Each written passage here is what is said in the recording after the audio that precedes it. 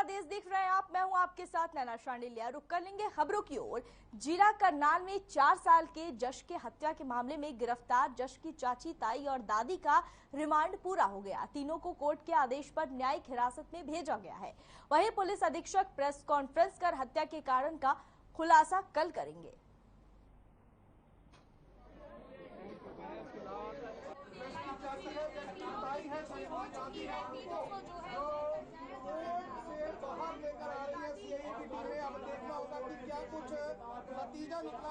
जश हत्याकांड में महिला आरोपी को कोर्ट में पेशी हुई। बता दें आपको कि तीनों महिला आरोपी को न्यायिक हिरासत में भेज दिया गया है। जश हत्याकांड में तीनों महिला आरोपियों को कोर्ट में आज तीनों की पेशी हुई, जहां तीनों आरोपियों को कोर्ट ने न्यायिक हिरासत में भेज दिया है। बता दें आपको कि चाची, ताई और दादी पर हत्या का आरोप लगा है, जहां तीनों को न्यायिक हिरासत में भेज दिया है कोर्ट ने, जहां कल प्रेस कॉन्फ्रेंस कर बाकी कारणों का खुलासा भी किया जाएगा।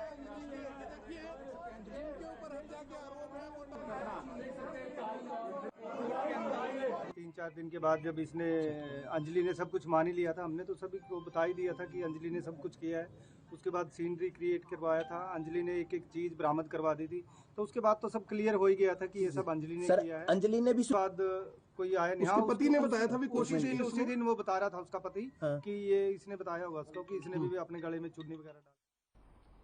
राष्ट्रमंडल खेलों से कुश्ती को बाहर किए जाने को लेकर हरियाणा कैबिनेट ने मंत्री कंवरपाल गुर्जर ने चिंता जाहिर की है। कंवरपाल गुर्जर ने कहा कि कुश्ती एक प्रमुख खेल है और भारत ने कुश्ती में भी अंतर्राष्ट्रीय स्तर पर नाम रोशन किया है। देश के नौजवान भारी संख्या में कुश्ती के खेल से जुड़े हुए हैं। कंवरपाल गुर्जर ने कहा कि उनके समय में कुश्ती प्रतियोगिता भारत का नंबर 1 खेल हुआ करता था। वहीं उन्होंने कहा कि कुश्ती को हटाना बहुत गलत है। साथ ही उन्होंने कहा कि सीएम भी जहां संभव होगा इस मुद्दे को उठाएंगे। बता दें आपको कुश्ती को लेकर बड़ा चिंता का विषय है। निश्चित तौर से इसके बारे में बातचीत की जाएगी।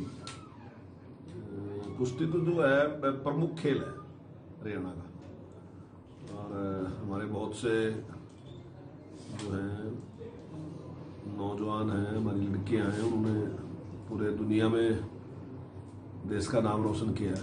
और पुराने टाइम में तो नंबर 1 पे जो था वो भारत में तो कुश्ती को ही मनाया था ना, तो ये टाना मैं समझता हूँ गलत है।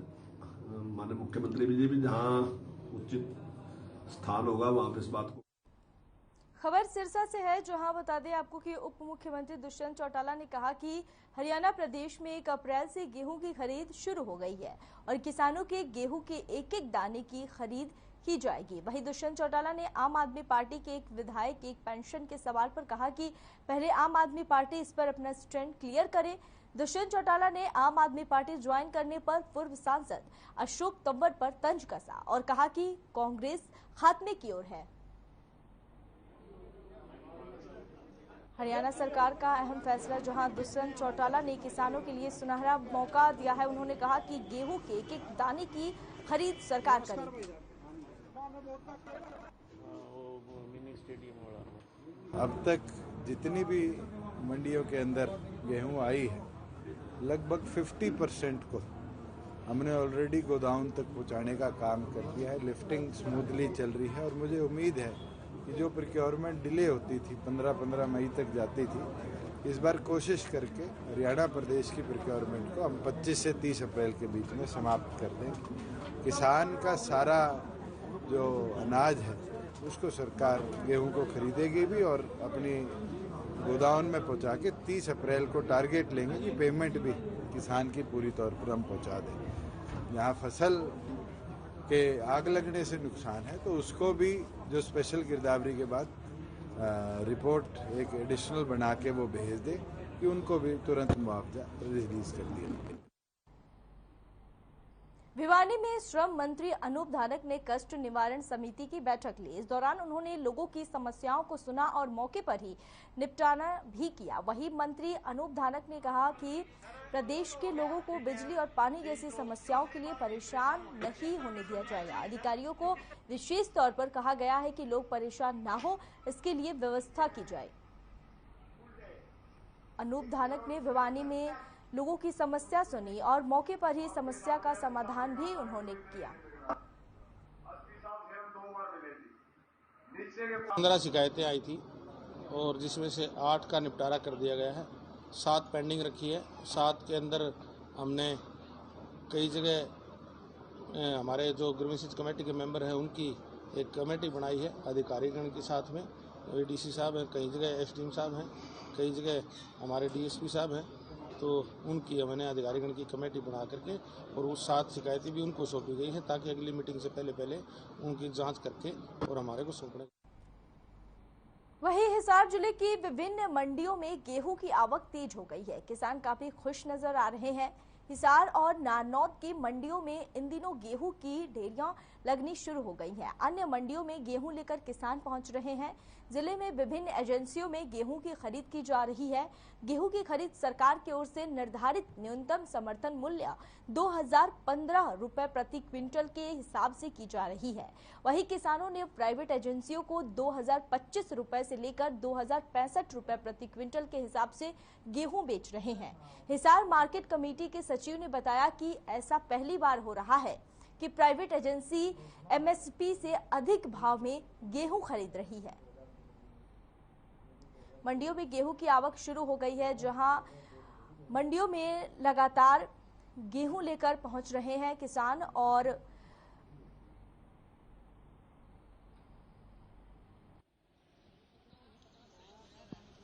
हिसार हमारी मार्केट कमेटी के अंडर 3 परचेज सेंटर बनाए हैं। एक बालसमंद सब यार्ड है परचेज सेंटर में, एक लाडवा में है, एक हरिता में है और एक कैमरी में है।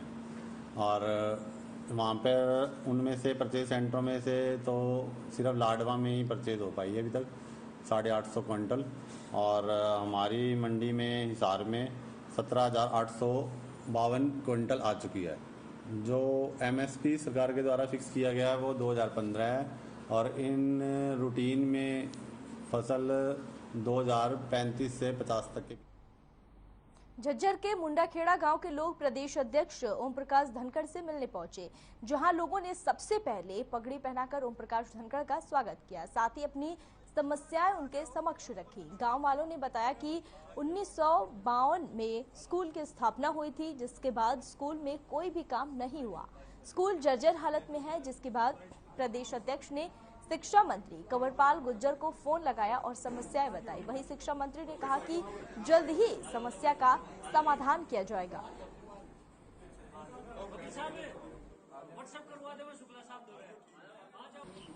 धनखड़ साहब के पास स्कूल के बारे में आए थे जी। धनखड़ साहब ने ये कहा कि भी आपकी स्कूल की बिल्डिंग जो है नई बनवा देंगे और आपके सामने ही शिक्षा मंत्री को फोन कर देता हूँ।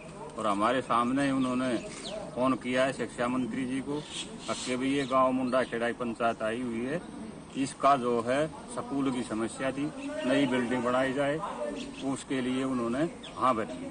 जोड़ का मुद्दा था उसने भी उन्होंने कह दिया है कि भी यो भी तुम्हारा हो जाएगा। एक गांव के जो बाहर की इसकी फसल की जंगल की निकासी के लिए था, पानी की निकासी के लिए, उसके लिए भी बोल दिया है, ये भी काम आपका हो जाएगा। हरियाणा और पंजाब के बीच सियासी संग्राम जारी है। बता दें कि भिवानी में अखंड भारत संदेश यात्रा पहुंची है, जिसे कृषि मंत्री जेपी दलाल और डीसी ने हरी झंडी दिखाकर रवाना किया। वहीं कृषि मंत्री जेपी दलाल ने केजरीवाल पर पंजाब के अधिकारियों की बैठक लेने पर बयान दिया है। उन्होंने कहा कि पंजाब के लोग देशभक्त के साथ स्वाभिमानी हैं और ये लोग रिमोट से चलने वाली सरकार पसंद नहीं करेंगे।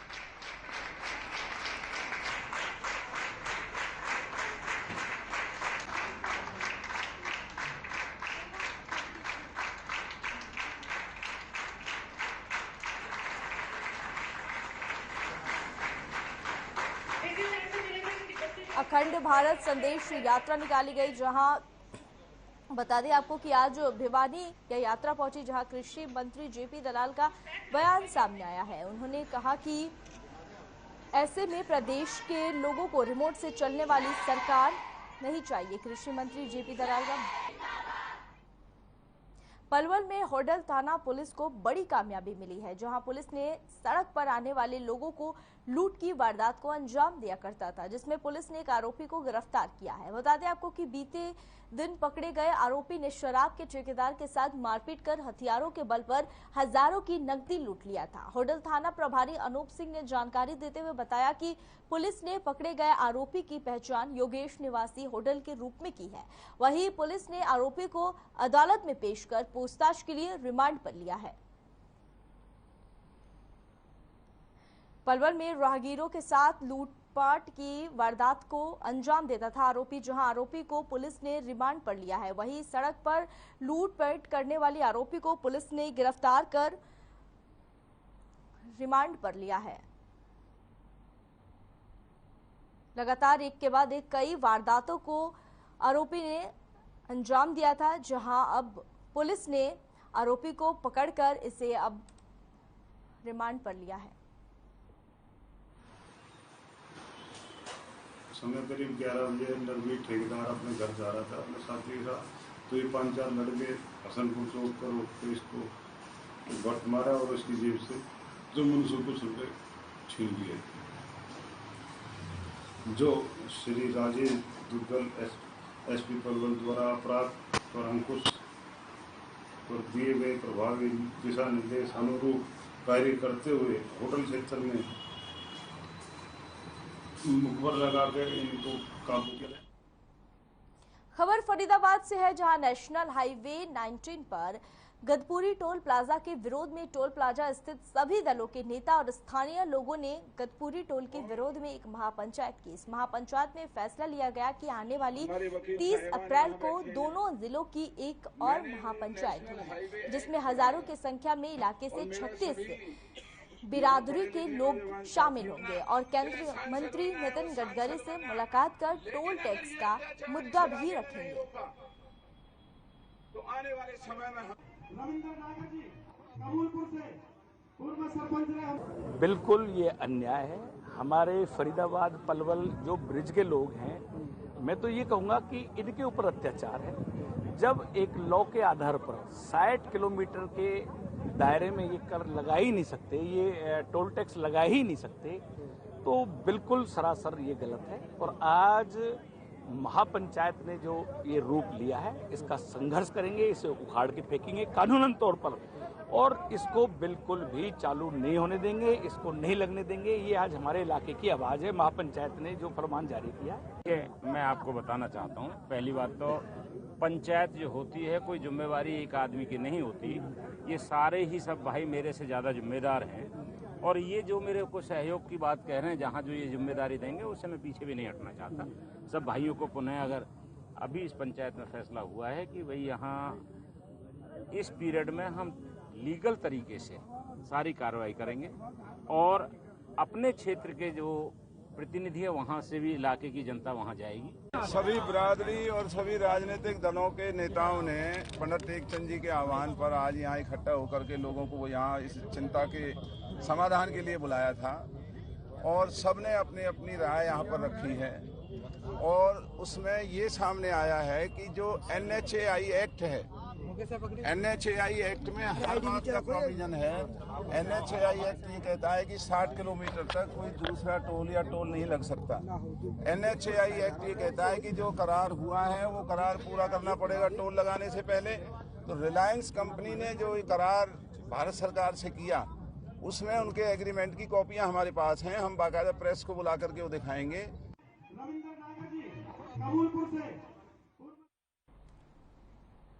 शाहबाद शुगर मिल के बाहर पिछले 25 दिनों से शुगर मिल के मृतक कर्मचारी के परिजन नौकरी की मांग को लेकर धरने पर बैठे हैं। वहीं परिजन शाहबाद शुगर मिल प्रशासन से नौकरी या आत्मदाह की अनुमति मांग रहे हैं।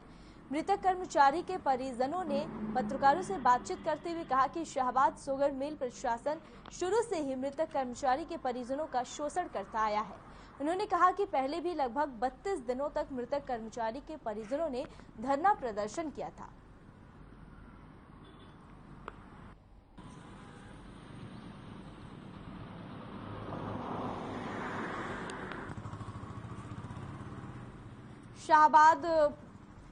शाहबाद में बता दें आपको कि परिजन लगातार धरने पर बैठे हैं और अब परिजनों का मांग है कि सरकार जल्द से उनकी बात मान ले और नहीं तो आत्मदाह की भी उन्होंने मांग की है। वहीं मृतक कर्मचारियों के परिजनों ने धरना प्रदर्शन दिया है।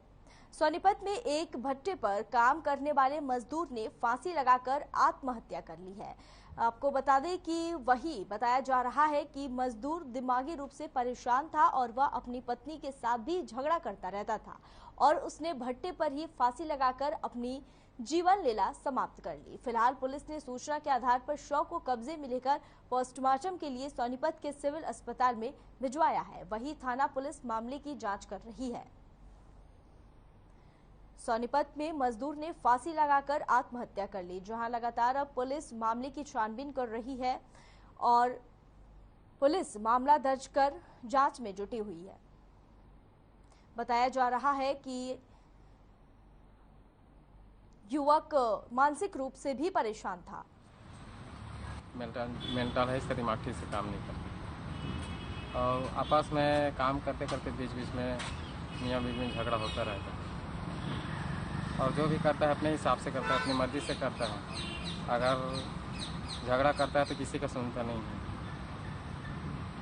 बस इसीलिए थोड़ा परेशान था और लड़ाई झगड़े में थोड़ा दिमाग थोड़ा ज़्यादा उसका चढ़ जाता था, किसी की बात नहीं सुनता था। तो अब इसने क्या फांसी लगा ली? हाँ, इसने अब इसी चक्कर में मतलब अपने आप दिमाग ठीक से काम नहीं कर रहा था तो अब फांसी लगा लिया अपने आप। आत्महत्या कर ली। इसकी सूचना मिलने पर तो तुरंत मौके पहुँचकर पहुँचे थे। वहाँ जो फांसी लगाई हुई था वहाँ इसकी जो कार्रवाई कमरे में लाकर वहाँ पोस्टमार्टम के लिए जेल सोनीपत से भिजवा दिया था। आज इसकी पोस्टमार्टम की कार्रवाई में लाई। सर मानसिक रूप से परेशान बताया जा रहा है? मानसिक रूप से परेशान बता रहे हैं। करनाल पुलिस की एंटी ऑटो थेफ्ट टीम ने 3 आरोपियों को चोरी के मामले में गिरफ्तार किया है, जिनमें से 2 आरोपी पानीपत में रहने वाले सगे भाई और एक यूपी का रहने वाला है। आरोपियों के कब्जे से एक कार, एक स्कूटी और 7 बाइक बरामद की गई है। दोनों सगे भाइयों से शराब पीने के लिए 80 बाइकों की चोरी की वारदातों को कबूल किया है। वही बता दें कि ये लोग चोरी के आरोप में जेल से फरवरी में बाहर आए थे और अब फिर से वो जेल जाएंगे। करनाल पुलिस को बड़ी सफलता हाथ लगी है। बता दें आपको कि 3 चोर को गिरफ्तार किया है। एंटी ऑटो थेफ्ट टीम की बड़ी कार्रवाई यहां सामने आई है, जहां 3 चोर को पुलिस ने गिरफ्तार किया है। वहीं तीनों चोरों ने अपनी गलती भी कबूल की है।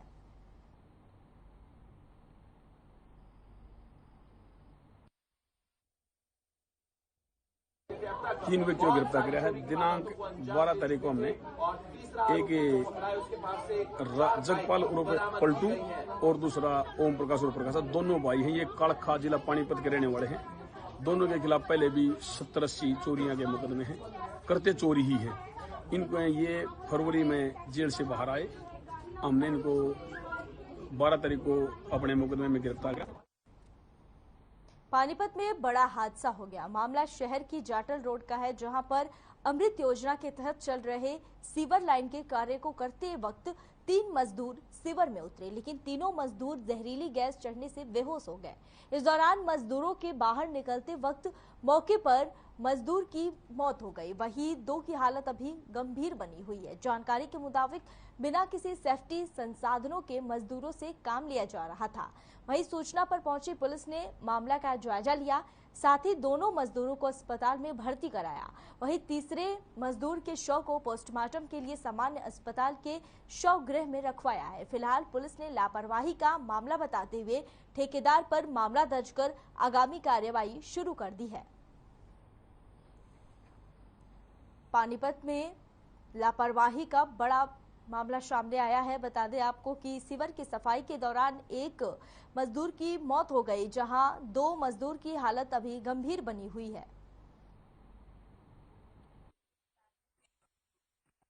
लेवलिंग के लिए पहले एक आदमी गया था, वो आदमी बेहोश हो गया तो दूसरा उतरा। 4 आदमी थे, जिनमें से एक की डेथ हो चुकी और 2 कॉन्शियस है, स्टेबल है। गिरफ्तार किसको किया गया सर? अभी किसी को गिरफ्तार नहीं किया, अभी तो पूछताछ की जाएगी। अभी तो पहले तहरीर दे रहे हैं हम, जो डेथ हुआ है उसका पोस्टमार्टम वगैरह कर मृत्यु की कार्रवाई जारी है। किसके थ्रू काम किया जा रहा था सर? ये पूरा ये भूमि कंस्ट्रक्शन कंपनी का नाम आया है, अभी तक सारी चीज़ें कोई क्लियर नहीं है सर। सुरक्षा के जो नियमों की लापरवाही सर, वो सेफ्टी जो कंस्ट्रक्शन कंपनी वो इन्वेस्टिगेशन का मैटर है, that will be seen on the later on, but right now we can not say anything. वहाँ पे जो सुपरवाइजर उन्होंने कहा कि सेफ्टी बेल्ट कर रखी थी, but we have not seen in at मौके पे because we are not there. Amrit Yojana के तहत सीवर लाइन डाली जा रही है जी, और इसमें कुछ कनेक्टिविटी का काम बाकी था। इस दौरान लोगों ने इसमें सीवर का पानी छोड़ दिया, इसमें गैस बन चुकी थी। जब वो लड़का कुछ देखने के लिए नीचे गया तो उसको पता नहीं था कि इसमें गैस है, वो बेहोश हो गया। दूसरा तुरंत लड़का एक और उसको बचाने के लिए गैस पूछा, वो भी बेहोश हो गया। फिर तीसरा, 3 लड़के इसके अंदर रह गए थे, तो अचानक अफरा तफरी होगी, फिर भी लोगों ने उनको निकाल लिया। 2 ठीक हालत में थे, तीसरे को अभी पता नहीं कैसे निकाला सर? रस्सी बांध के, सेफ्टी बेल्ट थी वो बांध के फिर वो घुसे, तो 2 तो वैसे निकाले, एक तीसरे को लास्ट में जेसीबी थी उसकी सहायता से। तो लोग घुसे सेफ्टी बेल्ट बांध के या कर्मचारी ही थे दूसरे? अच्छा जी, तो उनके ही कर्मचारी थे, उन्होंने निकाल लिया उसको।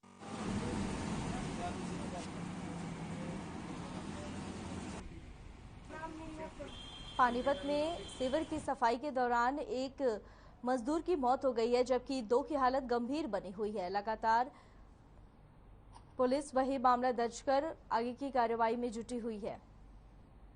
सीवर लाइन में बड़ा हादसा हुआ, जहां आपको बता दें कि एक मजदूर की हादसे में मौत हो गई, जबकि 2 की हालत गंभीर बताई जा रही है। वहीं सोनीपत में सफाई व्यवस्था लचर होने की वजह से लोग बदबू में रहने को मजबूर है। लाखों रुपए खर्च करने के बाद भी सोनीपत की तस्वीर नहीं बदल पाई है। सोनीपत में नगर परिषद को भंग करके नगर निगम बनाया गया था, लेकिन हालात और ज्यादा बदतर हो चले हैं। बता दें आपको कि जगह जगह गंदगी के अंबार लगे हुए हैं। दरअसल एक निजी कंपनी को सफाई का टेंडर दिया गया था, लेकिन कंपनी ने पैसे लेने के बाद भी गंदगी साफ नहीं की, जिसे लेकर अब लोगों ने प्रशासन से साफ सफाई की गुहार लगाई है।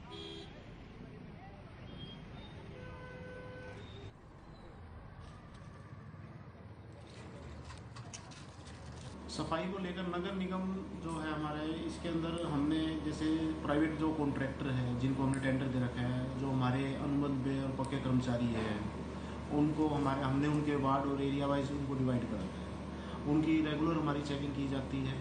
जेबीएम को इंस्ट्रक्शन दे रखी है, भैया आप 3 टाइम जो भी कूड़ा उठाने का उनका जो भी एग्रीमेंट में प्रावधान है, उस हिसाब से वो कूड़ा वगैरह सारा उठाते हैं। किसी प्रकार की कोई कंप्लेंट आती है, वो हमारा टोल फ्री नंबर है, वेबसाइट पे भी नंबर है, और यहाँ भी कोई कंप्लेंट देते हैं जब भी हम उनका समाधान करा देते हैं। सर, इंदौर की तर्ज पर क्या व्यवस्था करना? इसमें हमारे पास हेड ऑफिस से भी लेटर आया है। हमारे कमिश्नर साहब 20 तारीख को इंदौर विजिट करने जा रहे हैं। 2 दिन की उनकी विजिट है।